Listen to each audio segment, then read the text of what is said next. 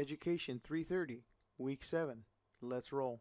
Education 330, Physical Education in the Classroom, Planning, Organization, and Diversity. Planning for physical education in terms of a diverse population takes a whole new level of thought and organization.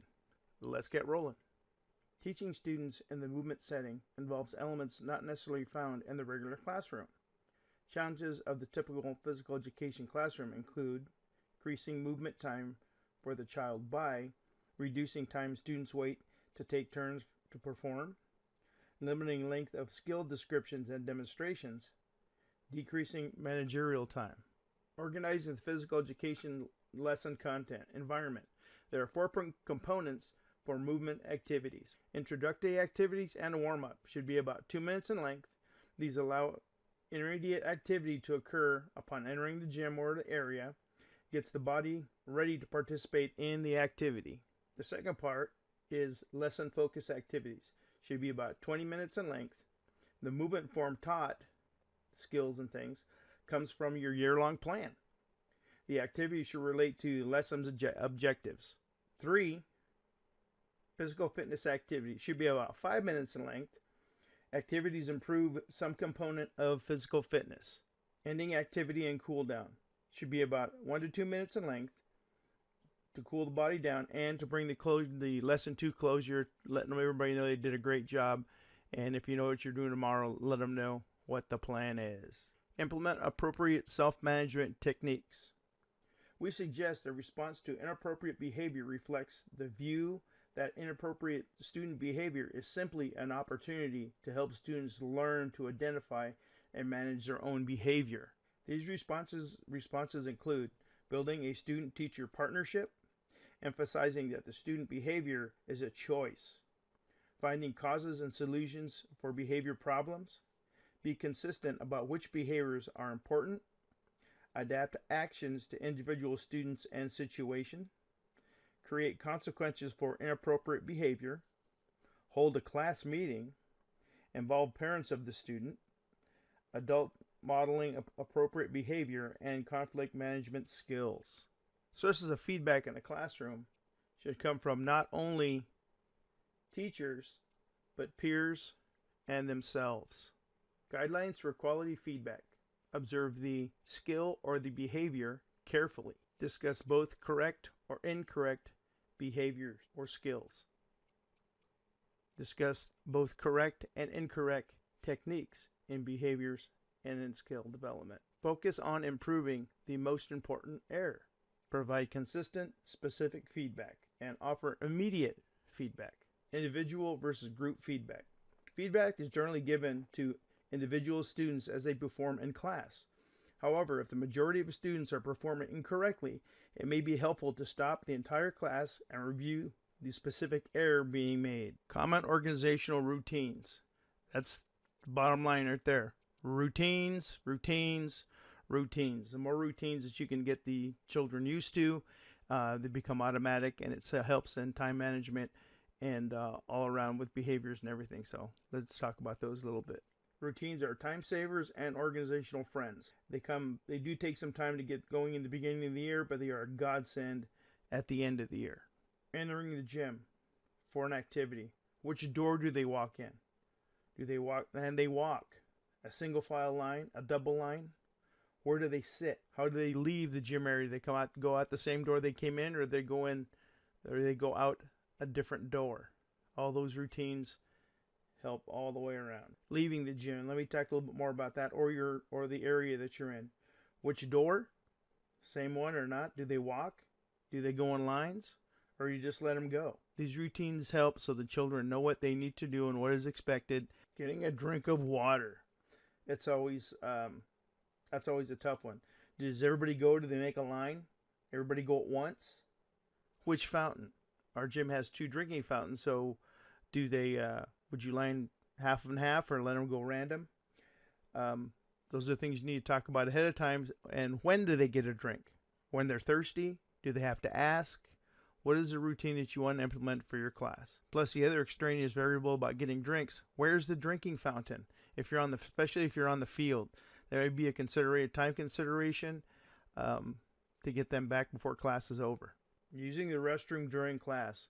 Do they just take off? Do they take a buddy with them? Do they have to ask? Do they have a time limit? Make sure that they're getting back from going to the going potty reasonable amount of time. Common organizational routines. Getting students' attention. Do you whistle? You whistle a number of times? Do you have a little blaster or something to grab their attention when you need to talk to them about something, especially when they're in the field? That's a routine that you need to work on. Either whistle or clap or hands up or something like that, so the children know that you need to get their attention. Distributing and collecting equipment. This one's always fun. You always have some of those kids who just like to come up and grab stuff, and you have other kids that just like to huck it in from wherever. So you need to make that a routine. Does the teacher pass out the equipment? Do you select a couple students to hand out the equipment, or do you let is it just a mob fight to grab all of it? That's a decision that you're gonna have to make. I like it a little more orderly, but everybody has their own technique in doing that. How are you going to collect it? The same thing. Are you going to put it all into the bag? Are you going to pile it on top of the bag? Are you just making it a big pile? Do the students carry it back to your classroom? Do you carry it back to your classroom? How do you want to keep that equipment organized and in good shape? Handling emergency situations, including injuries. I've had everything from a scraped knee to a split kneecap while I was on the field. So fortunately, the split kneecap didn't bleed, but it just hurt real bad. So we had to take care of that. Different areas have different plans.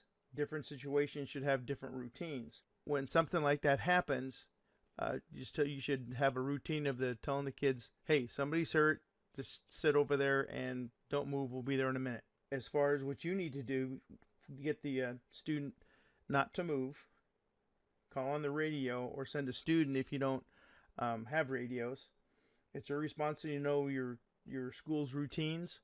So you get a hold of somebody in the office and start going from there. Again, it is your responsibility to know your school's protocols in different situations for your safety and the safety of your students. One big thing is, do you call 911 as the teacher, or do you call the office and you have the office call 911 who can have more information? Plus, if you are talking directly to the office, give them as much information as you can. I recommend that you have your cell phone with you anytime you're not in your classroom. So it's very different for each school and each situation. So handling emergencies is something that everybody should talk to administrators about. Using routines to reduce time management. Just establishing routines does not reduce time management. Students must learn to implement the routines quickly and appropriately. Teach the routine to the students, practice the routine with the students, and use the routine consistently. Review the routine periodically. It is also helpful to proceed quickly in between activities. And remember the accountability component if the routine is not followed. Organizing students for activity. Transitioning from one activity to another. Activity formations. Either you can be scattered in a mob, or you want them in half circles. You want them in rows and columns. Do you want them scattered in partners in a general space, or do you want them in a single or double line? Give clear directions and determine how you want it before you start your lesson. Activity formations. I made little diagrams for you. There's a scattered in the general space, half circles and full circles, partners scattered, single or double lines. Give clear directions and give clear directions to the students, and make sure you decide how you want them before the lesson starts. This is important, especially for elementary school. The instructor directs the groups. The activity of making group. Consider this when you're planning for your lesson presentation. How will the students be grouped? In 2 teams? In 5 lines? Into 3 groups, partners? You need to decide that ahead of time and not on the fly in the field. Supervision needs to be active and effective. Instructors should be walking around and monitoring the progress of each student and the behavior of each student, reteaching as necessary. An active, engaged student is a focused student. Position yourself to keep all students in view. One philosophy is to keep all students within the area of a basketball court, close enough so you don't have to yell too loud and close enough in case something unexpected occurs. Move around the perimeter of the space. By moving around the perimeter of the game space, you stay out of the way of the flow of the game, but you are still close enough to assist with technique and skill development. Scan frequently to detect problems early. Watch everyone at all times and instill safety into each lesson. Effective goals help with this. Behavioral considerations.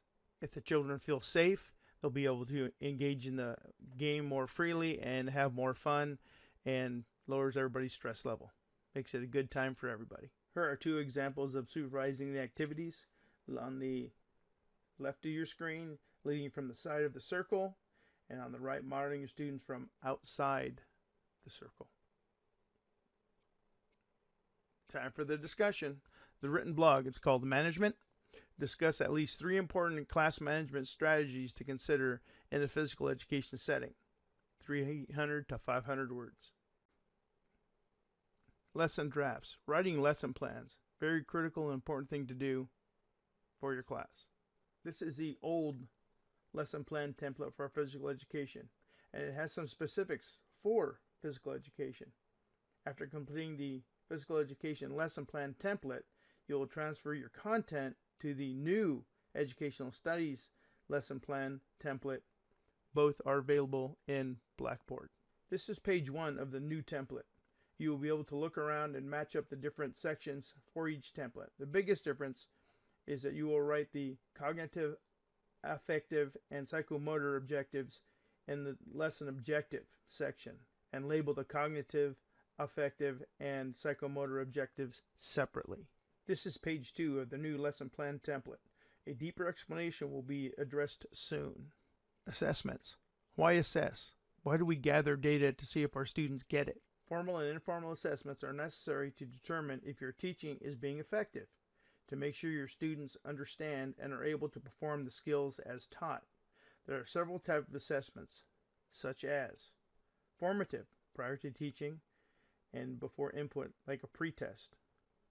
Ongoing progress and monitoring, checking for understanding throughout the lesson and throughout the day. Summative, after you've taught the lesson, you go back and see how effective your teaching has been. Other summative assessments are tests, quizzes, performance assessments, authentic assessments. That could be something, an authentic assessment is something that can be related to in a real life situation. A card like this you can take out on the field with you, and as you observe the different students doing your different skills, you can check off as you go along, so you can have a written record of how each individual student is performing. Writing lesson objectives. Watch for the following when editing and rewriting your objectives. The psychomotor, what students will do. Writing lesson objectives. Watching for the following when editing and rewriting. You need to be very careful and very specific on how you write your physical education learning objectives. Watch for the following when editing and rewriting your learning objectives. A psychomotor objective should state a do. A cognitive objective should state a no. An affective objective should state desired behaviors and how students will interact with others. For physical education learning objectives are written in performance or behavioral terms, and there are outcomes that should be observable and measurable. Qualitative is dribbling a basketball figure 8 pattern without losing control. That's an observable. Another quantitative is 4 cones and twice, which is measurable. Qualitative is actually dribbling the basketball as a skill, which is observable, and the measurement of going through 4 cones and doing it twice is the measurable.